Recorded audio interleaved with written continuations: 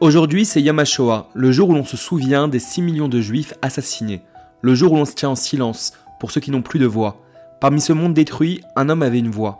Et contre toute logique, contre toute douleur, il a choisi de ne pas se taire. Il enseignait, il mariait, il écrivait, il dansait, au cœur du ghetto de Varsovie. Son nom, Rav Kalonimus Kalmish Shapiro, l'Admour de Piaseczno.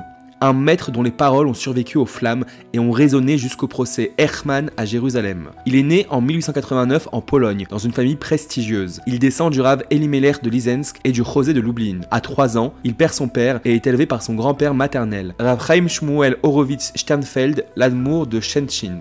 Très tôt, il enseigne. Très vite, il guide. Éducateur passionné, penseur mystique de génie, en 1923, il fonde la yeshiva Daas Moshe à Varsovie. Lors de son inauguration, il déclare « Chaque élève est une graine, entoure-le d'amour et il poussera vers sa propre lumière ». Le Rav écrit plusieurs œuvres, encore étudiées aujourd'hui. En 1932, il publie Chovat HaTalmidim pour éveiller le potentiel spirituel des adolescents. Puis Archarat HaAvrechim, destiné aux jeunes mariés.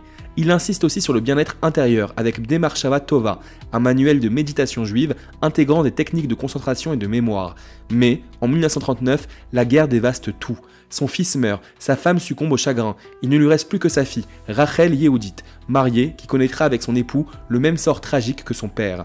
En novembre 1940, Rav Kalonimus entre dans le ghetto de Varsovie avec ses chassidim, un enfer de 130 000 âmes par kilomètre carré. Là, au cœur de l'enfer, il ouvre une synagogue clandestine, un mikvé et une soupe populaire dans son appartement aux 5 rue Dzielna. Les conditions de vie sont inhumaines. 220 calories par jour rationnées. La famine, le typhus et la mort rythment le quotidien. Chaque semaine, 1500 personnes meurent d'épuisement ou de maladie. Et pourtant, le Rav continue. Il marie des jeunes couples, trouve une robe blanche, un peu de vin. Quand certains refusent la musique, il s'y oppose fermement. Il affirme, même dans la souffrance, il existe un point où l'âme reste libre. Et c'est là que nous trouvons notre lien avec Dieu. Il enseigne, il insuffle la vie. Ses paroles défient la mort. Ils peuvent tout nous voler, sauf notre dignité et la lumière que nous portons en nous.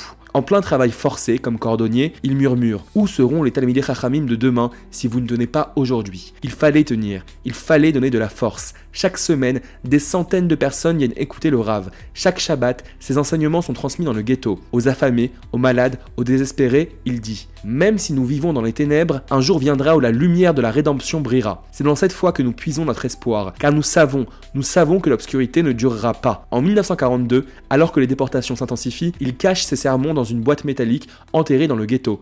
La résistance lui propose alors de fuir. Il refuse. « Ma place est avec les miens. Sauver un autre juif. » En novembre 1943, il est assassiné à Travnivki lors de l'opération Ernteffest. Son corps repose dans une fosse commune avec 18 000 autres âmes. Mais ses paroles, elles, ressurgissent. Retrouvées dans les ruines de Varsovie, elles seront plus tard compilées dans son œuvre la plus bouleversante, Esh Kodesh, le feu sacré. Ce recueil contient 86 sermons rédigés entre 1939 et 1942, témoignage unique de foi au cœur du chaos. Aujourd'hui encore, ces textes sont étudiés. Son héritage est vivant. Partout, sa voix résonne encore, et avec elle, celle de millions d'âmes assassinées. Il écrivait « Nous ne vivons pas simplement pour nous-mêmes, mais pour ceux qui sont partis et ceux qui viendront. Notre foi et notre persévérance sont les fondations de leur vie future. En ce jour de Yom HaShoah, on se souvient et on vit pour eux, pour nous et pour ceux qui viendront. »